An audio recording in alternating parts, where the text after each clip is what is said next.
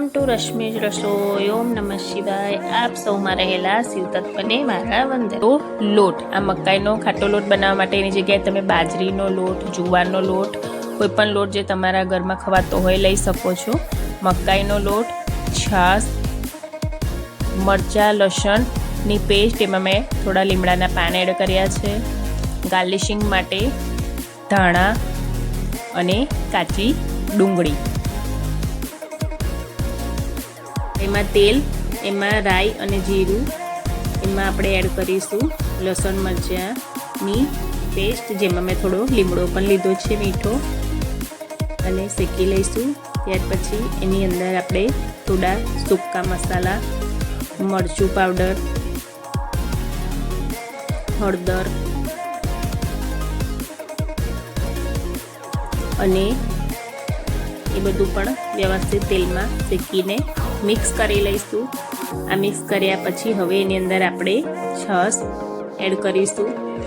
છાશને આપણે 2 થી 3 મિનિટ સુધી થોડી ગરમ થવા દઈશું મસાલાની અંદર. એમાં 1 ચમચી મીઠું એડ કરીશું.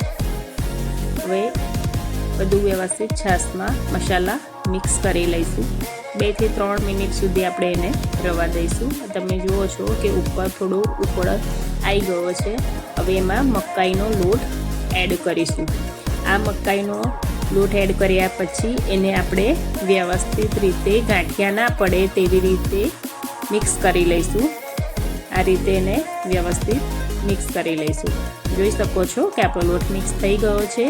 હવે આપણે એને એક ઢાંકણ ઢાંકીને 10 થી 12 મિનિટ સુધી એને ચડવા દઈશું.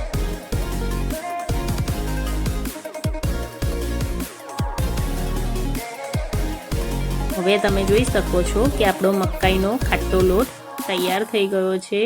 હવે એને આપણે એક સર્વિંગ પ્લેટની અંદર કાઢી લઈશું. આ લોટ ચોમાસાની સિઝનમાં ખાવાની ખૂબ જ મજા આવે છે. તો એને આપણે પ્લેટમાં કાઢી લઈશું. પ્લેટમાં કાઢ્યા પછી એમાં આપણે ગાર્લિશિંગ માટે થોડા ધાણા એડ કરીશું, અને ટેસ્ટ માટે થોડી કાચી ડુંગળી એડ કરીશું, અને 1 થી 2 ટેબલ સ્પૂન જેટલું સિંગ તેલ એડ કરીશું.